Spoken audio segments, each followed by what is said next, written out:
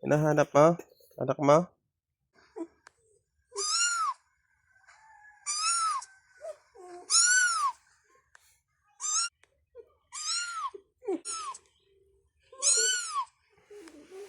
Wala na yan, namatay ni anak ko kaninang umaga. Hanap na lang tayo uli ng maliit na pusa. Nakakaanting naman ang puso itong aso natin. Hinahanap niya yung kuting, yung namatay na pusang maliit. Sana yun, hindi pa totally awat, so hindi pa siya talaga kumakain. Kung dito pusa na yon, si Doggy na yung nag-aruga sa kanya. Parang siya na yung gumanap na mamakat.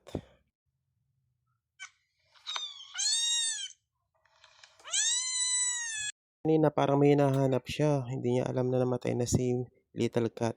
Para makasigurado ko kung ano yung hinahanap, sinubukan ko iparinig yung mga little cat sound sa cellphone. Naparinig ko talaga lumalapit siya sa akin at hinahanap sa paligid yung little cat. Turing na niyang anak talaga yung little cat na yon. Pinapagdede niya maski wala lumalabas na milk sa kanya.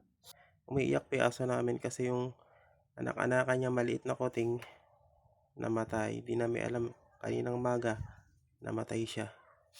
Kaya aso namin hinahanap yung tuta ay yung maliit na kuting. Kawawa naman. Pag naririnig yung tunog nito, parang hinahanap niya.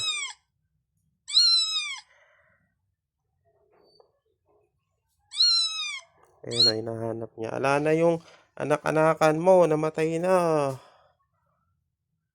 Bali, ito in-upload ko noon yung maliit na kuting. Ayan, so gustong-gusto ng Doggy na asa kanya yung maliit na kuting. Parang siya na talaga yung mama cat ng kuting na to. Ayan, share ko lang kasi parang nakakaawa talaga yung aso. Talaga hinahanap niya yung maliit na kuting at umiiyak siya talaga.